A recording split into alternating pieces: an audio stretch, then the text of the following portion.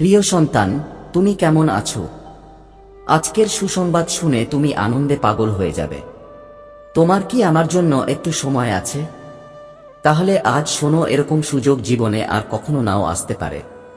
আমার প্রিয় সন্তান, ভগবান শিব, ভোলেনাথ, যার প্রতি করুণা বর্ষণ করেন, তার সমস্ত বিঘ্নিত কাজ সুসম্পন্ন হয়ে যায়। তার জীবনে কখনো কাউকে হাত পাততে হয় না। যখন ভগবান শিব তোমার পাশে থাকেন, তখন এই সুযোগকে কখনো হাতছাড়া করো না।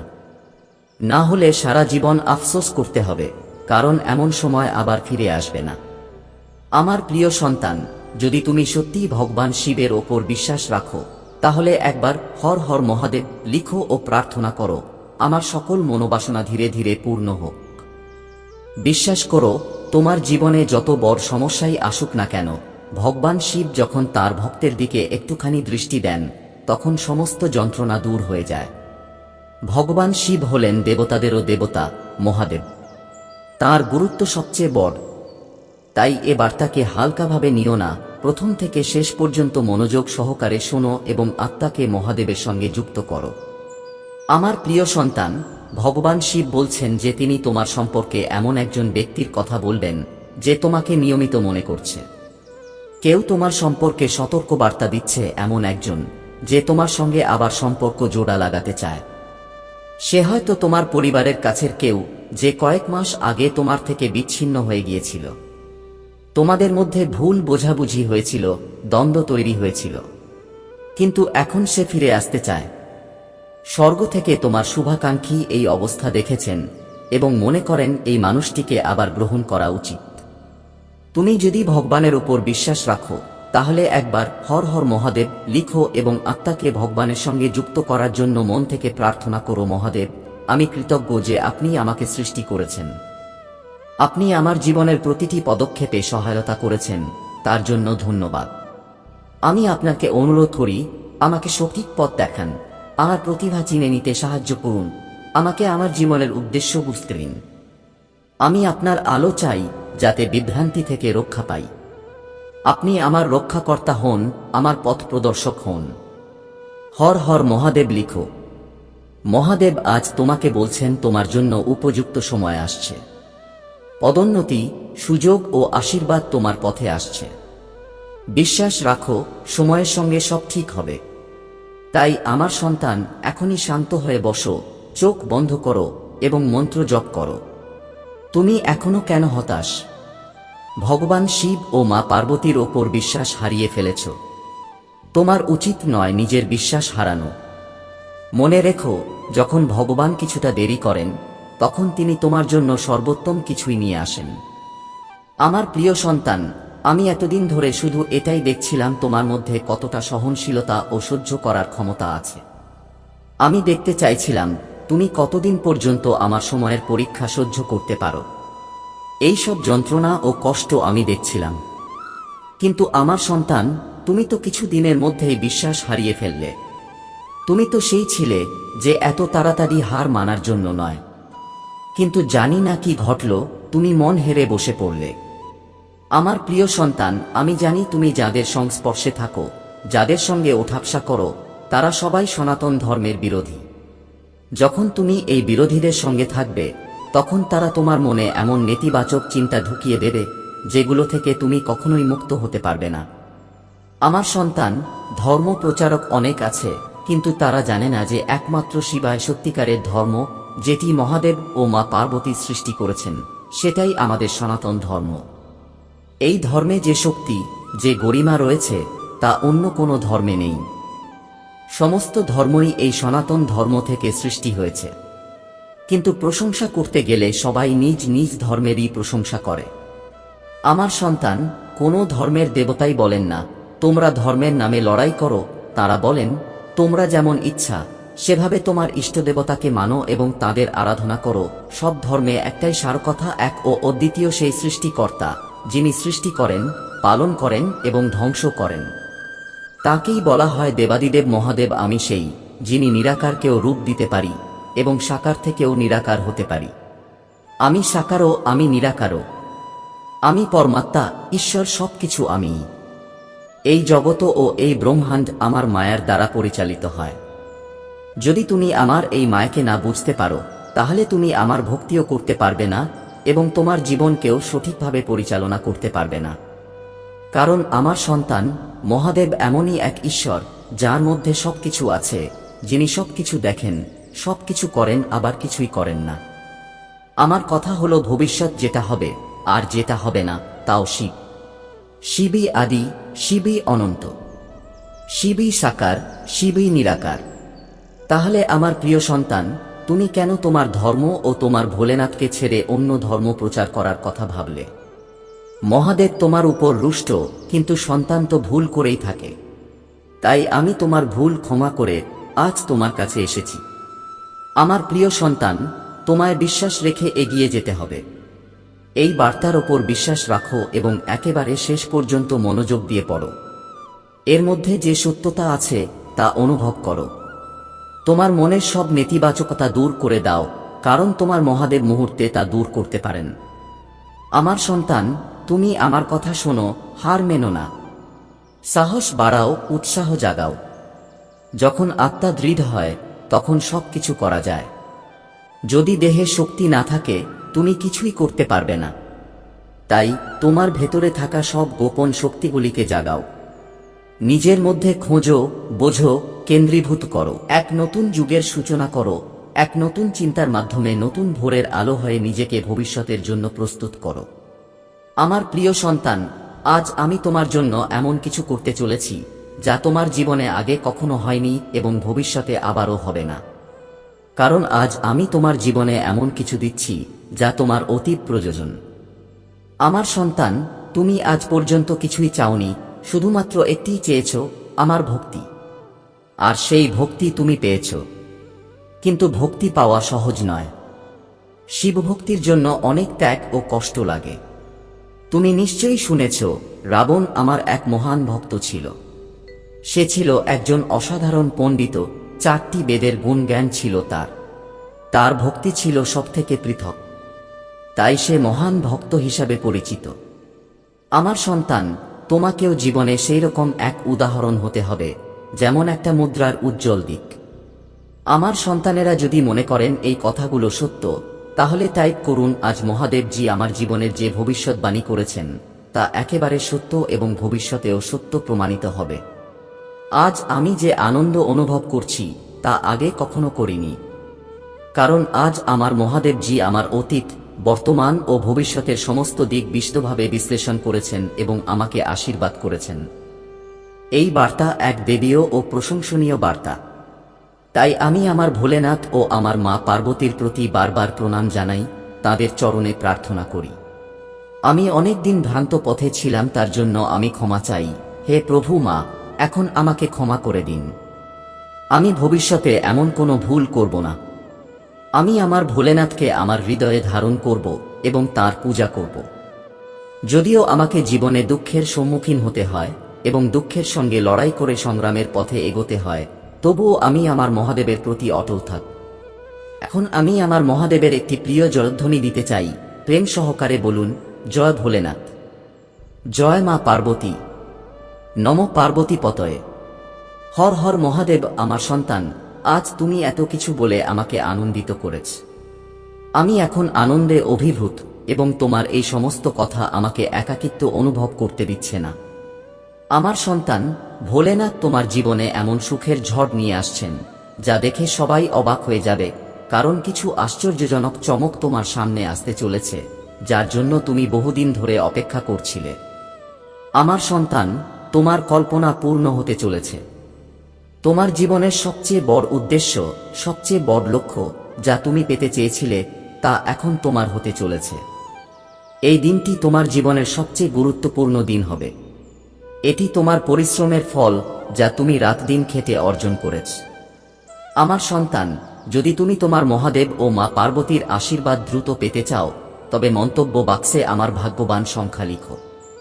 যখনই তুমি সেই সংখ্যা লিখবে, তখনই আমার এবং তোমার মায়ের কৃপা ও শক্তি তোমার এবং তোমার পরিবারের উপর বর্ষিত হতে শুরু করবে। আমার সন্তান, এই বার্তাটি দেখে চমকে উঠো না, কারণ এটি তোমার জীবনে একটি বিশাল রূপে আসবে। আমার সন্তান, যদি তুমি ভয় পাও, তবে তুমি কিছুই পাবে না। তুমি আমার কথা মনোযোগ দিয়ে শোনো এবং বোঝো। আমার সন্তান, আসন্ন সময় তোমার জন্য এমন সুখের বার্তা নিয়ে আসছে যা তোমার জীবনে এক বিপুল পরিবর্তন আনবে। তোমার জীবনের সমস্ত বাধা, থেমে থাকা কার্যকলাপ এবং সম্পদ যা তুমি আশা করেছিলে সক্রিয়ভাবে কাজ করতে শুরু করবে। তোমার ভোলেনাথ তোমার জন্য এত কিছু করছেন যা তুমি কল্পনাও করনি। আমার সন্তান, আমি এত কিছু কাউকে দিইনি যতটা তোমাকে দেওয়ার সিদ্ধান্ত নিয়েছি, কারণ তুমি আমার সেই ভক্ত যার মধ্যে অগাধ বিশ্বাস ও আস্থা রয়েছে। আমার সন্তান, বিশ্বাসের উপরই সমগ্র বিশ্ব টিকে আছে।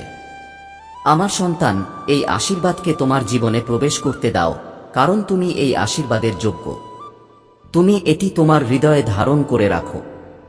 আমার সন্তান, এই বার্তাটি দেখে চমকে উঠো না, কারণ এটি তোমার জীবনে একটি বিশাল রূপে আসবে। আমার সন্তান, যদি তুমি ভয় পাও তবে তুমি কিছুই পাবে না। তুমি আমার কথা মনোযোগ দিয়ে শোনো এবং বোঝো। আমার সন্তান, আসন্ন সময় তোমার জন্য এমন সুখের বার্তা নিয়ে আসছে যা তোমার জীবনে এক বিপুল পরিবর্তন আনবে।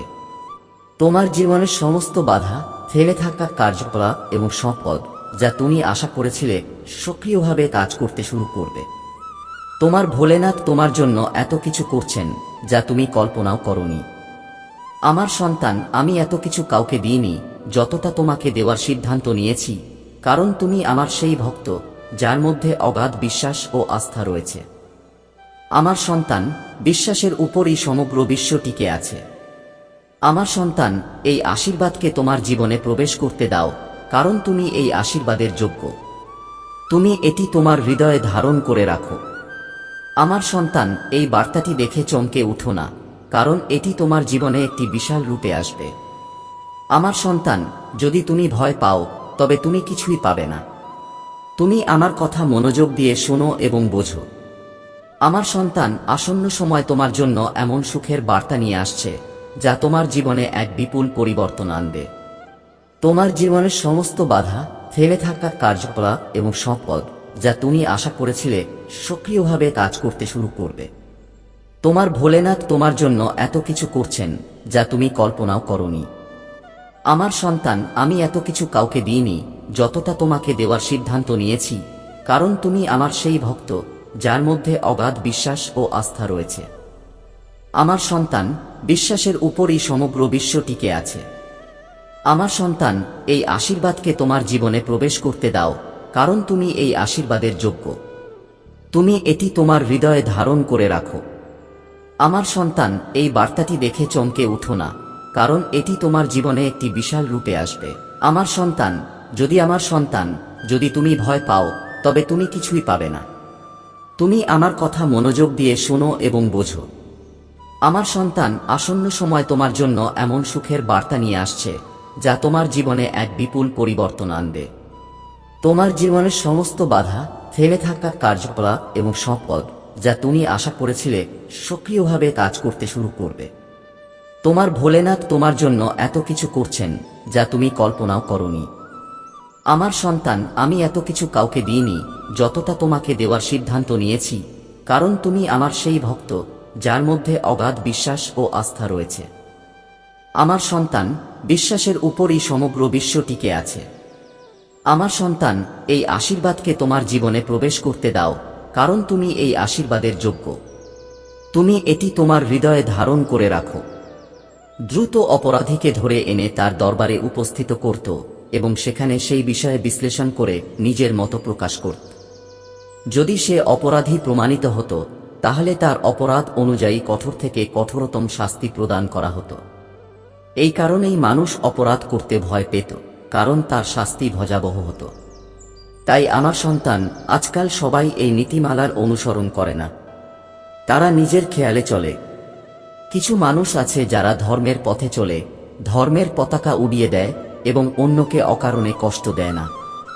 কিন্তু কিছু মানুষ আছে যাদের মন মস্তিষ্ক কলুষিত হয়ে গেছে। সেখানে তুমি কিভাবে সত্যকে স্থান দিতে পারো? তাদের চোখ অন্ধ, তারা কিছুই দেখতে পায় না এবং সেই জন্য তাদের দ্বারা এমন অপরাধ ঘটে যা ক্ষমার যোগ্য নয়। সেই অপরাধীদের জন্য কেবল কঠোর শাস্তিই প্রযোজ্য। আর যারা ভুক্তভোগী তারা কাঁদতেই থাকেন। তাদের সাহায্য করার জন্য কেউ পাশে থাকে না। কিন্তু এটা বলো না তুমি তো নিজেই অপরাধ করেছ কাউকে কষ্ট দিয়ে, কারণ তোমার ভোলেনাথ সবকিছু দেখছেন। তুমি যতটা কষ্ট দিয়েছ তার বহু গুণ বেশি কষ্ট তিনি অপরাধীকে দেবেন। আমি দেরি করব, কিন্তু সঠিক বিচার করব। আমার শাস্তি এত কঠোর হবে যে তুমি তা কখনো সহ্য করতে পারবে না। তোমার যন্ত্রণায় তুমি চিৎকার করবে, কিন্তু কেউ তোমার সেই চিৎকার শুনবে না, কেবল ভোলেনাথ শুনবেন। কিন্তু তবু বলা ও শোনার মধ্যেই সীমাবদ্ধ থাকা যায় না। কারো অন্তরের ভাবনা ও মানসিকতা যদি না বদলে, তাহলে বাইরে থেকে কিছু বললেই কি পরিবর্তন সম্ভব? আমি প্রতিদিন বোঝাই, প্রতিটি মানুষকে বোঝাই, তবু আমার বার্তা কেউ শোনে না। এটাই আমার সবচেয়ে বড় অপমান। যখন কেউ আমার বার্তাকে উপেক্ষা করে, আমি রাগান্বিত হই। কারণ মহাদেবকে কেউ অবজ্ঞা করার সাহস করতে পারে না। মহাদেব সর্বশ্রেষ্ঠ ও পূজনীয়। সবাই তাকে পূজা করে, আরাধনা করে, তাকে দেখেই মাথা নত করে। আমার সন্তান, যখন তুমি তোমার জীবনের লড়াইয়ে লড়ছ, তখন মনে রেখো তুমি একা নও। তোমার চারপাশে প্রত্যেকেই তার নিজস্ব লড়াই লড়ছে। আত্মকেন্দ্রিক হওয়া সহজ, কিন্তু এটা বলা ভুল যে অন্যদের কোনো কষ্ট নেই। প্রত্যেক মানুষই ভেতরে ভেতরে ভাঙা, ঝড়ঝঞ্ঝার মধ্যে দিয়ে যাচ্ছে। কেউ হয়তো হাসছে, কিন্তু তার হৃদয়ে গভীর ক্ষত আছে। তুমি যদি ভাবো যে কেবল তুমিই দুঃখী, তাহলে ভুল করছো। প্রত্যেকের জীবনে সুখ দুঃখ আসে, কিন্তু সেটা মোকাবিলা কিভাবে করবে সেটা তোমার উপর নির্ভর করে। তুমি যদি হঠাৎ করে তাড়াহুড়োতে সিদ্ধান্ত নাও, তাহলে তা ভুল হতে পারে এবং তা তোমার সমস্যাকে আরও বাড়িয়ে তুলতে পারে। এই কারণে তোমাকে মহাদেবের উপর বিশ্বাস রাখতে হবে। যদি বিশ্বাস থাকে, তাহলে হ্যাঁ টাইপ করো। টাইপ করো, যখনই আমার জীবনে কোনো সমস্যা আসবে, তখন আমি আমার প্রভু ভোলেনাথ ও আমার মা পার্বতীর স্মরণ করব। আমি বিশ্বাস করি তাঁরা আমার রক্ষা করবেন এবং আমাকে সেই পরিস্থিতি থেকে বের করে আনবেন। তাঁরা আমার জীবনে হস্তক্ষেপ করবেন না ভেবে বসো না, কারণ তাঁরা ঠিক সময়ে আসেন। আমি মহাদেবের প্রতিটি বাণী শুনি এবং তাকে জীবনে প্রয়োগ করার চেষ্টা করি। আমার সন্তান, পরিস্থিতি যতই তুমি ভয় পাও, তবে তুমি কিছুই পাবে না। তুমি আমার কথা মনোযোগ দিয়ে শোনো এবং বোঝো। আমার সন্তান, আসন্ন সময় তোমার জন্য এমন সুখের বার্তা নিয়ে আসছে যা তোমার জীবনে এক বিপুল পরিবর্তন আনবে। তোমার জীবনের সমস্ত বাধা, থেমে থাকা কার্যকলাপ এবং সম্পদ যা তুমি আশা করেছিলে, সক্রিয়ভাবে কাজ করতে শুরু করবে। তোমার ভোলেনাথ তোমার জন্য এত কিছু করছেন যা তুমি কল্পনাও করনি। আমার সন্তান, আমি এত কিছু কাউকে দিইনি যতটা তোমাকে দেওয়ার সিদ্ধান্ত নিয়েছি, কারণ তুমি আমার সেই ভক্ত যার মধ্যে অগাধ বিশ্বাস ও আস্থা রয়েছে। আমার সন্তান, বিশ্বাসের উপরই সমগ্র বিশ্ব টিকে আছে। আমার সন্তান, এই আশীর্বাদকে তোমার জীবনে প্রবেশ করতে দাও, কারণ তুমি এই আশীর্বাদের যোগ্য। তুমি এটি তোমার হৃদয়ে ধারণ করে রাখো। দ্রুত অপরাধীকে ধরে এনে তার দরবারে উপস্থিত করত এবং সেখানে সেই বিষয়ে বিশ্লেষণ করে নিজের মতো প্রকাশ করত। যদি সে অপরাধী প্রমাণিত হতো, তাহলে তার অপরাধ অনুযায়ী কঠোর থেকে কঠোরতম শাস্তি প্রদান করা হতো। এই কারণেই মানুষ অপরাধ করতে ভয় পেত, কারণ তার শাস্তি ভয়াবহ হতো। তাই আমার সন্তান, আজকাল সবাই এই নীতিমালার অনুসরণ করে না। তারা নিজের খেয়ালে চলে। কিছু মানুষ আছে যারা ধর্মের পথে চলে, ধর্মের পতাকা উড়িয়ে দেয় এবং অন্যকে অকারণে কষ্ট দেয় না। কিন্তু কিছু মানুষ আছে যাদের মন মস্তিষ্ক কলুষিত হয়ে গেছে। সেখানে তুমি কিভাবে সত্যকে স্থান দিতে পারো? তাদের চোখ অন্ধ, তারা কিছুই দেখতে পায় না এবং সেই জন্য তাদের দ্বারা এমন অপরাধ ঘটে যা ক্ষমার যোগ্য নয়। সেই অপরাধীদের জন্য কেবল কঠোর শাস্তিই প্রযোজ্য। আর যারা ভুক্তভোগী, তারা কাঁদতেই থাকেন। তাদের সাহায্য করার জন্য কেউ পাশে থাকে না। কিন্তু এটা বলো না তুমি তো নিজেই অপরাধ করেছ কাউকে কষ্ট দিয়ে, কারণ তোমার ভোলেনাথ সবকিছু দেখছেন। তুমি যতটা কষ্ট দিয়েছ তার বহু গুণ বেশি কষ্ট তিনি অপরাধীকে দেবেন। আমি দেরি করব, কিন্তু সঠিক বিচার করব। আমার শাস্তি এত কঠোর হবে যে তুমি তা কখনো সহ্য করতে পারবে না। তোমার যন্ত্রণায় তুমি চিৎকার করবে, কিন্তু কেউ তোমার সেই চিৎকার শুনবে না, কেবল ভোলেনাথ শুনবেন। কিন্তু তবু বলা ও শোনার মধ্যেই সীমাবদ্ধ থাকা যায় না। কারো অন্তরের ভাবনা ও মানসিকতা যদি না বদলে, তাহলে বাইরে থেকে কিছু বললেই কি পরিবর্তন সম্ভব? আমি প্রতিদিন বোঝাই, প্রতিটি মানুষকে বোঝাই, তবু আমার বার্তা কেউ শোনে না। এটাই আমার সবচেয়ে বড় অপমান। যখন কেউ আমার বার্তাকে উপেক্ষা করে, আমি রাগান্বিত হই। কারণ মহাদেবকে কেউ অবজ্ঞা করার সাহস করতে পারে না। মহাদেব সর্বশ্রেষ্ঠ ও পূজনীয়। সবাই তাকে পূজা করে, আরাধনা করে, তাকে দেখেই মাথা নত করে। আমার সন্তান, যখন তুমি তোমার জীবনের লড়াইয়ে লড়ছ, তখন মনে রেখো তুমি একা নও। তোমার চারপাশে প্রত্যেকেই তার নিজস্ব লড়াই লড়ছে। আত্মকেন্দ্রিক হওয়া সহজ, কিন্তু এটা বলা ভুল যে অন্যদের কোনো কষ্ট নেই। প্রত্যেক মানুষই ভেতরে ভেতরে ভাঙা, ঝড়ঝঞ্ঝার মধ্যে দিয়ে যাচ্ছে। কেউ হয়তো হাসছে, কিন্তু তার হৃদয়ে গভীর ক্ষত আছে। তুমি যদি ভাবো যে কেবল তুমিই দুঃখী, তাহলে ভুল করছো। প্রত্যেকের জীবনে সুখ দুঃখ আসে, কিন্তু সেটা মোকাবিলা কিভাবে করবে সেটা তোমার উপর নির্ভর করে। তুমি যদি হঠাৎ করে তাড়াহুড়োতে সিদ্ধান্ত নাও, তাহলে তা ভুল হতে পারে এবং তা তোমার সমস্যাকে আরও বাড়িয়ে তুলতে পারে। এই কারণে তোমাকে মহাদেবের উপর বিশ্বাস রাখতে হবে। যদি বিশ্বাস থাকে, তাহলে হ্যাঁ টাইপ করো। টাইপ করো, যখনই আমার জীবনে কোনো সমস্যা আসবে, তখন আমি আমার প্রভু ভোলেনাথ ও আমার মা পার্বতীর স্মরণ করব। আমি বিশ্বাস করি তাঁরা আমার রক্ষা করবেন এবং আমাকে সেই পরিস্থিতি থেকে বের করে আনবেন। তাঁরা আমার জীবনে হস্তক্ষেপ করবেন না ভেবে বসো না, কারণ তাঁরা ঠিক সময়ে আসেন। আমি মহাদেবের প্রতিটি বাণী শুনি এবং তাকে জীবনে প্রয়োগ করার চেষ্টা করি। আমার সন্তান, পরিস্থিতি যতই খারাপ হোক, তোমাকে সব সময় সক্রিয় থাকতে হবে। তোমার ভিতরের শক্তিকে দুর্বল হতে দিও না। তাকে ক্রমাগত উৎসাহ দাও। সে শক্তিশালী হলে তোমাকে বল দেবে এবং তুমি যে কোনো সংকটের মোকাবিলা করতে পারবে। যদি তোমার থেকে কোনো ভুল হয়, তাহলে অনুশোচনা করে, ক্ষমা চেয়ে সঠিক পথে ফেরার চেষ্টা করো। অর্থের প্রয়োজন সবাইকে আছে, কিন্তু ভুল পথে অর্থ উপার্জন মহাপাপ। অন্যায়ভাবে উপার্জিত অর্থ কখনো স্থায়ী হয় না। সেটি হয়তো তোমার পরিবারের কারো অসুখ, দুর্ঘটনা কিংবা এমন কোনো পরিস্থিতি এনে দেবে যেখানে তোমার সমস্ত টাকা চলে যাবে।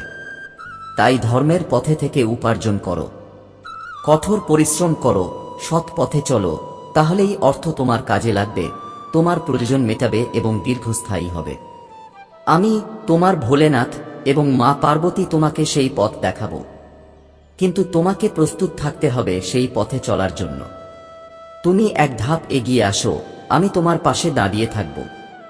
তুমি সামান্য পরিশ্রম করো, আমি তোমাকে অসাধারণ ফল দেব, এমন ফল যা তুমি কল্পনাও করনি।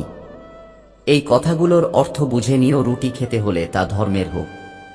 পাপের রুটি অনেক সহজে মেলে, তাই লোকে পাপের পথ বেছে নেয়, কিন্তু সেই রুটি কখনো শান্তি দেয় না।